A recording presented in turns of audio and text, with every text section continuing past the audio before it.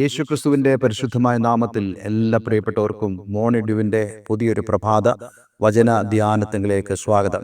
കഴിഞ്ഞ ദിവസങ്ങളിലൊക്കെ നമുക്ക് വളരെ അനുഗ്രഹിക്കപ്പെട്ട ആത്മീക വചനചിന്തയിലൂടെ കടന്നുപോകാൻ തക്കവണ്ണം ദൈവം നമ്മെ സഹായിച്ചല്ലോ.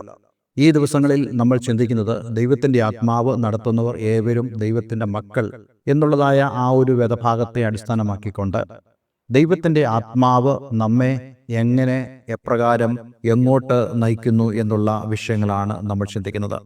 ഈ ഒരു വചനചിന്തയിലൂടെ തന്നെ നമുക്ക് ദൈവം നമ്മോടുകൂടെ എങ്ങനെയാണ് ഇരിക്കുന്നത്, ദൈവം എങ്ങനെയാണ് നമ്മളെ കൊണ്ടുപോകുന്നത് എന്നിത്യാദി കാര്യങ്ങൾ നമുക്ക് കൂടുതൽ വചനത്തിന്റെ അടിസ്ഥാനത്തിൽ ഗ്രഹിക്കുവാൻ സാധിക്കും. ഇത് സംബന്ധിച്ച് നമ്മൾ കഴിഞ്ഞ ദിവസം ചിന്തിച്ചതായ കാര്യങ്ങൾ ഞാൻ പെട്ടെന്നൊന്ന് പറഞ്ഞിട്ട് നമ്മൾ ഇന്നത്തെ ചിന്തയിലേക്ക് പ്രവേശിക്കുകയാണ്. നമ്മൾ ആദ്യം ചിന്തിച്ചത് ദൈവത്തിന്റെ പരിശുദ്ധാത്മാവ് നമ്മെ മാനസാന്തരത്തിലേക്ക് നയിക്കുന്നു. രണ്ടാമത് നമ്മൾ ചിന്തിച്ചത് ദൈവത്തിന്റെ പരിശുദ്ധാത്മാവ് നമ്മുടെ സ്വയത്തെക്കുറിച്ച് വളരെ കുറച്ചു മാത്രം ചിന്തിക്കുവാനും എന്നാൽ കർത്താവ് യേശുക്രിസ്തുവിനെ കുറിച്ചും അവന്റെ രാജ്യത്തെക്കുറിച്ചും കൂടുതൽ ചിന്തിക്കുവാൻ അല്ലെങ്കിൽ അതിനെക്കുറിച്ച് കൂടുതൽ ആലോചിക്കുവാൻ ദൈവത്തിന്റെ പരിശുദ്ധാത്മാവ് നമ്മെ നയിക്കുന്നു. മൂന്നാമതായിട്ട് നമ്മൾ ചിന്തിച്ചു നിർത്തിയത് ദൈവത്തിന്റെ പരിശുദ്ധാത്മാവ് നമ്മെ സത്യത്തിലേക്ക് വഴി നടത്തുന്നു അല്ലെങ്കിൽ സത്യത്തിലേക്ക് നയിക്കുന്നു. ഞാൻ നിങ്ങളോട് പറഞ്ഞു, സത്യം എന്ന വിശുദ്ധ വേദപുസ്തകം പറയുന്നതൊക്കെ ദൈവവചനത്തെയാണ് അത് ചൂണ്ടിക്കാണിക്കുന്നത്. ദൈവത്തിന്റെ വചനം മാത്രമേ സത്യമായിട്ടുള്ളൂ. അതുകൊണ്ടാണല്ലോ ദൈവത്തിന്റെ വചനം പറയുന്നത്, ആകാശവും ഭൂമിയും മാറിപ്പോയാലും പർവ്വതങ്ങൾ നീങ്ങിപ്പോയാലും ദൈവത്തിന് ദയയ്ക്ക് യാതൊരു മാറ്റവുമില്ല, അതേപോലെ തന്നെ ദൈവത്തിന്റെ വചനത്തിനും യാതൊരു മാറ്റവുമില്ല എന്ന് വിശുദ്ധ വേദപുസ്തകം വളരെ വ്യക്തമായി നമ്മോട് പറയുന്നത്. അതുകൊണ്ട് ഈ സത്യം എന്ന് പറയുന്നത് ദൈവത്തിന്റെ വചനമാണ്. അപ്പോൾ ദൈവത്തിന്റെ പരിശുദ്ധാത്മാവ് എപ്പോഴും ആഗ്രഹിക്കുന്നത് നമ്മെ വചനത്തിലേക്ക് നയിക്കുവാനാണ്. എന്താണ് ദൈവത്തിന്റെ വചനം പറയുന്നതെന്ന് മനസ്സിലാക്കി ജീവിക്കുവാനാണ് ദൈവത്തിന്റെ പരിശുദ്ധാത്മാവ് നമ്മെ നയിച്ചുകൊണ്ടിരിക്കുന്നത്. പലപ്പോഴും പല ആളുകളും ഇങ്ങനെയുള്ള കാര്യത്തെക്കുറിച്ച് കൂടുതൽ ചിന്തിക്കാറുമില്ല. അവർ ചിന്തിക്കുന്നത് അവർക്ക് തോന്നിയതായ രീതിയിൽ മുന്നോട്ട് പോകുന്നതാണ് ക്രിസ്ത്യ ജീവിതം എന്നുള്ളതാണ്. പലപ്പോഴും നമ്മൾ ചിന്തിക്കാറുണ്ട് നമ്മുടെ ആഗ്രഹത്തിനാണ് അവിടെ മുൻഗണന എന്നുള്ളത്. പക്ഷെ നമ്മുടെ ആഗ്രഹം അത് ദൈവത്തിന്റെ ആ ആഗ്രഹത്തിലേക്ക് നമ്മൾ ചെന്നു ചേരണം. അതായത് ദൈവത്തിന്റെ ആഗ്രഹം നമ്മുടെ ആഗ്രഹമായി തീരുക എന്നുള്ളതാണ് ക്രിസ്ത്യ ജീവിതത്തിന്റെ ഏറ്റവും പ്രധാനപ്പെട്ടതായ കാര്യം എന്ന് പറയുന്നത്. ദൈവത്തിന്റെ ആത്മാവ് നമ്മെ സത്യത്തിലേക്ക് വഴി നടത്തുന്നു എന്നുള്ള വിഷയം നമ്മൾ ഇന്നലെ ചിന്തിച്ചിരുന്നു. ഇന്ന് നമ്മൾ ദൈവത്തിന്റെ ആത്മാവ് നമ്മെ സ്നേഹത്തിലേക്ക് നയിക്കുന്നു എന്നുള്ള ചിന്തയിലേക്കാണ് നമ്മൾ പ്രവേശിക്കാൻ ആഗ്രഹിക്കുന്നത്. അപ്പോസ്തലനായ പൗലോസ് ഗലാത്യർക്ക് എഴുതിയ ലേഖനം 5-ാം അധ്യായം 22-ാമത്തെ വാക്യം നമ്മൾ ഇങ്ങനെ വായിക്കുന്നുണ്ട്. ആത്മാവിന്റെ ഫലമോ സ്നേഹം, സന്തോഷം, സമാധാനം, ദീർഘക്ഷമ, ദയ, പരോപകാരം, വിശ്വസ്തത, സൗമ്യത, ഇന്ദ്രിയജയം, ഈ വകയ്ക്ക് വിരോധമായി ഒരു ന്യായപ്രമാണവുമില്ല. ഇംഗ്ലീഷിൽ ഇങ്ങനെയാണ് കൊടുത്തിരിക്കുന്നത്: The Holy Spirit lead us into love by transforming our hearts to align with God's nature, producing the fruit of the Spirit. നോക്കണേ, ഈ വാക്യം വളരെയധികം പ്രധാനപ്പെട്ട വാക്യമാണ്. ഇതിൽ എന്നെ വളരെയധികം ചിന്തിപ്പിച്ച ഒരു കാര്യം, ആത്മാവിന്റെ ഫലമോ എന്ന് അപ്പോസ്തലൻ പൗലോസ് പറഞ്ഞിട്ട് ആദ്യം ലിസ്റ്റ് ചെയ്യുന്നതായ സ്വഭാവം എന്ന് പറയുന്നത് അല്ലെങ്കിൽ വികാരം എന്ന് പറയുന്നത് സ്നേഹമാണ്. സ്നേഹം, അതിനർത്ഥം സ്നേഹത്തിന് വളരെയധികം പ്രാധാന്യം അത് യേശുവും അപ്പോസ്തലന്മാരും വെച്ചിരുന്നു. കാരണം ദൈവം എപ്പോഴും ആഗ്രഹിക്കുന്നത് സ്നേഹത്തിലൂടെയാണ് അവൻ തൻ്റെ പ്രവൃത്തികൾ ചെയ്യാൻ ആഗ്രഹിക്കുന്നത് എന്നുള്ളതാണ്. അപ്പോൾ തന്നെ ഒരു കാര്യം നമ്മൾ മനസ്സിലാക്കിക്കോണം, ഈ സ്നേഹത്തിന് ശേഷം ഇവിടെ പറയുന്നതായ സന്തോഷം, സമാധാനം, ദീർഘക്ഷമ, ദയ, പരോപകാരം, വിശ്വസ്തത, സൗമ്യത, ഇന്ദ്രിയജയം, ഇവയെല്ലാം തന്നെ ഉണ്ടാകുന്നത് ആ സ്നേഹം അടിസ്ഥാനമായിട്ടാണ് എന്നുള്ളത് നമ്മൾ മനസ്സിലാക്കേണ്ടതായിട്ടുണ്ട്. അത് സംബന്ധിച്ചുള്ള കാര്യങ്ങളാണ് ഇന്ന് ഞാൻ നിങ്ങളുമായി കൂടുതൽ ഷെയർ ചെയ്യുവാൻ ആഗ്രഹിക്കുന്നത്. റോമാലേഖനം 5-ാം അധ്യായം 5-ാം വാക്യം നമ്മൾ ഇങ്ങനെ വായിക്കുന്നുണ്ട്: ദൈവത്തിന്റെ സ്നേഹം നമുക്ക് നൽകപ്പെട്ട പരിശുദ്ധാത്മാവിനാൽ നമ്മുടെ ഹൃദയങ്ങളിൽ പകർന്നിരിക്കുന്നുവല്ലോ. അപ്പോൾ പരിശുദ്ധാത്മാവിനാലാണ് നമ്മുടെ ഹൃദയങ്ങളിൽ ദൈവത്തിന്റെ സ്നേഹം പകരപ്പെട്ടിരിക്കുന്നത്.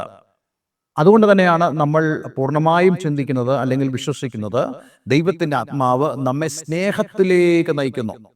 അപ്പോൾ സ്നേഹമില്ലെങ്കിൽ ഞാൻ ഏതുമില്ല എന്ന് അപ്പോസ്തലൻ പൗലോസ് പറയുമ്പോൾ തന്നെ ക്രിസ്തീയ ജീവിതത്തിൽ അല്ലെങ്കിൽ യേശുക്രിസ്തുവിനോടുള്ള ബന്ധത്തിൽ സ്നേഹത്തിന്റെ പ്രാധാന്യം എത്ര വലുതാണ്.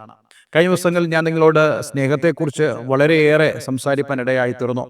അതിൽ കർത്താവ് യേശുക്രിസ്തു വളരെ വ്യക്തമായി പറഞ്ഞ ഒരു കാര്യമുണ്ട്. നിങ്ങൾക്ക് കാണപ്പെടുന്ന സഹോദരനെ സ്നേഹിക്കാൻ കഴിയാഞ്ഞാൽ എങ്ങനെ കാണപ്പെടാത്ത ദൈവത്തെ സ്നേഹിക്കാൻ സാധിക്കും?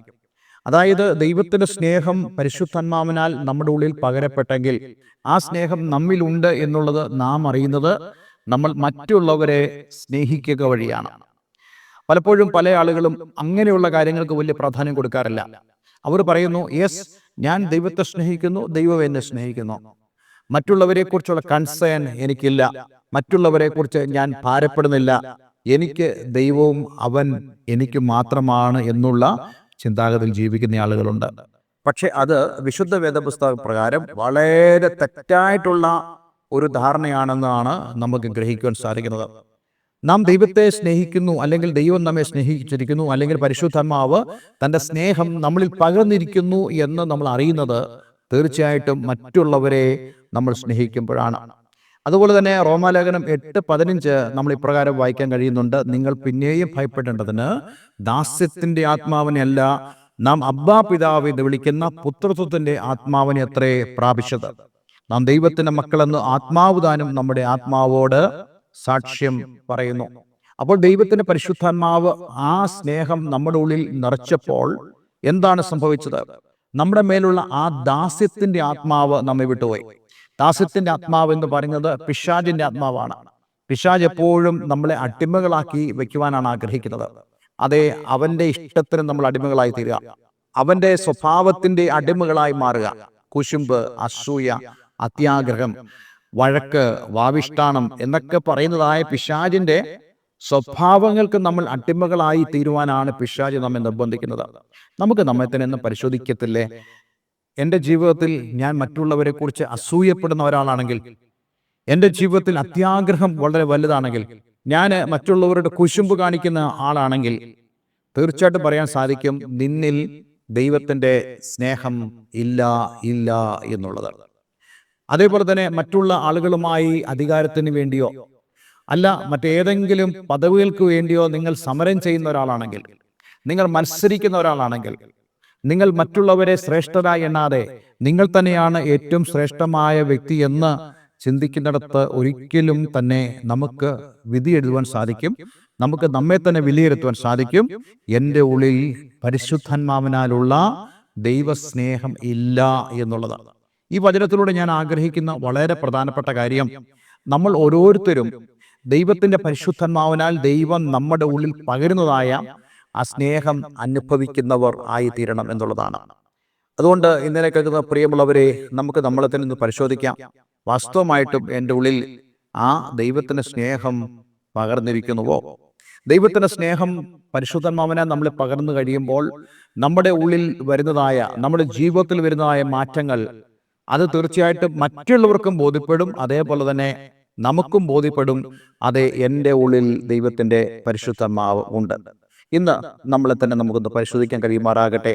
വാസ്തവത്തിൽ ഞാൻ ഈ ദൈവത്തിന്റെ ആ പരിശുദ്ധാത്മാവിനാലുള്ള സ്നേഹത്തിലാണ് വസിക്കുന്നത്. ഈ സ്നേഹത്തിലേക്ക് നമ്മെ നയിക്കുവാനാണ് ദൈവത്തിന്റെ ആത്മാവ് ആഗ്രഹിക്കുന്നത്. അതിനുവേണ്ടിയുള്ള ഒരു സമർപ്പണവും പ്രാർത്ഥനയും ഇന്ന് നമ്മുടെ ജീവിതത്തിലുണ്ടാകട്ടെ. ദൈവം അനുവദിച്ചാൽ അടുത്ത ദിവസങ്ങൾ നമ്മൾ ഇതിൻ്റെ കൂടുതൽ കാര്യങ്ങൾ സംസാരിക്കുന്നതാണ്. അത് നിങ്ങളുടെ ജീവിതത്തിൽ വളരെ അനുഗ്രഹപ്രദമായി തീരും. ദൈവം എല്ലാവരെയും അനുഗ്രഹിക്കട്ടെ. ഒരു നിമിഷം നമുക്ക് പ്രാർത്ഥിക്കാം. സ്വർഗപിതാവേ, ഇന്ന് ഞങ്ങളെ കേൾപ്പിച്ച വളരെ അനുഗ്രഹിക്കപ്പെട്ട സന്ദേശത്തിനായി സ്തോത്രം. ഈ വചനം കേൾക്കുന്ന ഏവരെയും ഞാൻ യേശുവിൻ്റെ നാമത്തിൽ അനുഗ്രഹിക്കുന്നു. കർത്താവെ, ഞങ്ങൾ പിന്നെയും ഭയപ്പെടേണ്ടതിന് ദാസ്യത്തിൻ്റെ ആത്മാവിനെ അല്ല, അബ്ബാ പിതാവ് എന്ന് വിളിക്കുന്ന പുത്രത്വത്തിൻ്റെ ആത്മാവിനെ ഞങ്ങൾക്ക് നൽകി. ആ ദൈവത്തിന്റെ സ്നേഹം പരിശുദ്ധാത്മാവിനാൽ ഞങ്ങളുടെ ഹൃദയത്തിൽ അങ്ങ് പകർന്നതായിക്കായി ഞങ്ങൾ അങ്ങേക്ക് നന്ദി പറയുന്നു. ഈ വചനം കേൾക്കുന്ന ഏവരെയും ഞാൻ യേശുവിൻ്റെ നാമത്തിൽ അനുഗ്രഹിക്കുന്നു. പ്രാർത്ഥന കേട്ടതിനാൽ നന്ദി. യേശു ക്രിസ്തുവിൻ നാമത്തിൽ തന്നെ. ആമേ ആമേ. ഇന്നത്തെ വചനധ്യാനം നിങ്ങളുടെ ജീവിതത്തിൽ വളരെ അനുഗ്രഹപ്രദമായി തീർന്നു എന്ന് ഞാൻ വിശ്വസിക്കുന്നു. തീർച്ചയായിട്ടും ഈ സ്ക്രീനിൽ കാണുന്ന ഫോൺ നമ്പറുകളിൽ ഞങ്ങളെ വിളിക്കുക. നിങ്ങളുടെ പ്രാർത്ഥനാ വിഷയങ്ങളെ ഞങ്ങളെ അറിയിക്കുക. ആത്മീയമായി കൂട്ടായ്മയ്ക്ക് നിങ്ങൾക്ക് ആഗ്രഹമുണ്ടെങ്കിൽ അതിനും ഞങ്ങളെ വിളിക്കാവുന്നതാണ്. എല്ലാവർക്കും നല്ല ദിവസം ആശംസിക്കുന്നു. God bless you all.